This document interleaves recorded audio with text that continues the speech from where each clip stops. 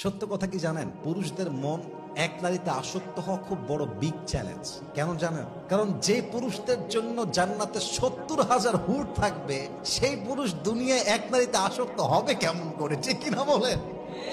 এটাই বাস্তব। বাস্তবতা হচ্ছে এই পুরুষ যতই বলুক এটাই পারফেক্ট, এটাই চাই, এটার প্রতি আসক্ত, বাট পুরুষের চোখ আর পুরুষের মন আসলে সহজে এক নারীতে আসক্ত হতে পারে না। ঠিক কিনা বলেন?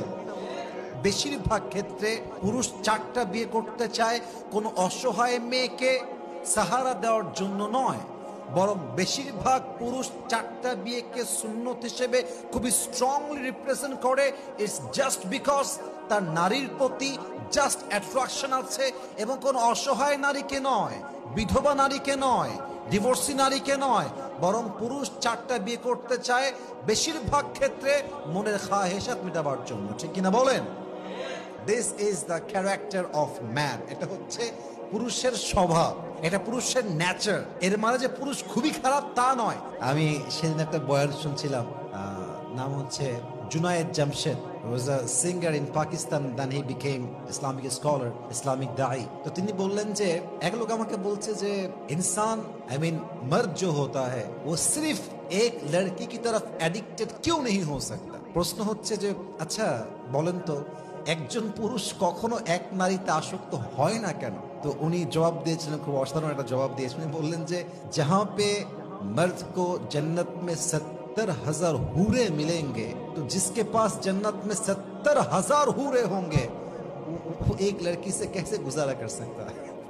যার জান্নাতে 70,000 হুর আছে, সে একটা মেয়ে দিয়ে কেমনে চলবে? বাস্তবতা হচ্ছে এই পুরুষ যতই বলুক এটাই পারফেক্ট, এটাই চাই, এটার প্রতি আসক্ত, বাট পুরুষের চোখ আর পুরুষের মন আসলে সহজে এক নারীতে আসক্ত হতে পারে না। ঠিক কিনা বলেন?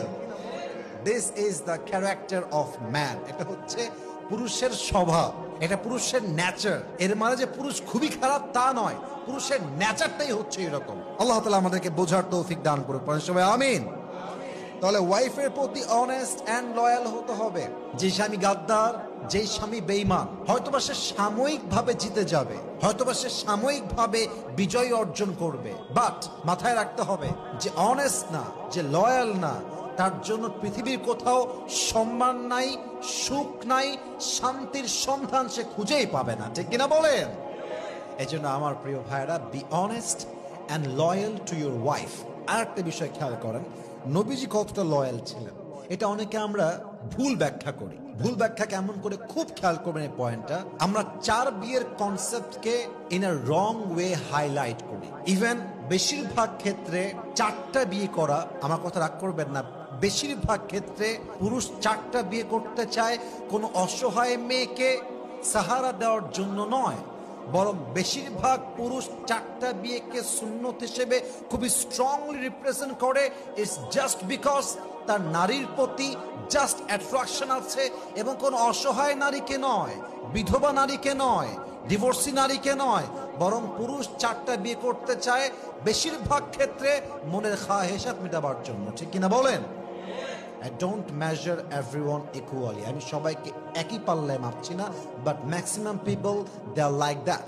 কিন্তু আমরা বেশিরভাগ ক্ষেত্রে এটা বলি যে নবীজি 11টা বিয়ে করেছে, আমি কেন বিয়ে করতে পারবো না অনেক বেশি?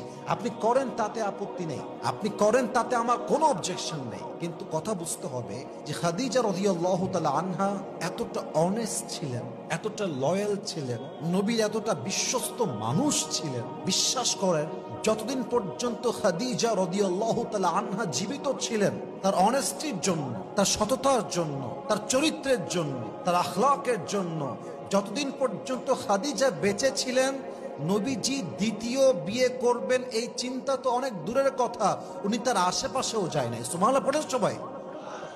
তো আমি এই কথা সবাইকে বলতে চাই, আপনার প্রথম ওয়াইফ যদি অনেস্ট, লয়াল, কেয়ারিং, লাভিং হয়, দায়িত্বশীল হয় এবং বিশ্বস্ত, most important is she is honest and loyal, এমন বউ যদি আপনি পেয়ে যান, ডান বাম করবেন না, আজীবন এক বউ নিয়ে জীবন কাটাবেন, দুনিয়াতেও সেই বউ, জান্নাতেও সেই বউ। সুবহানাল্লাহ পড়েন সবাই।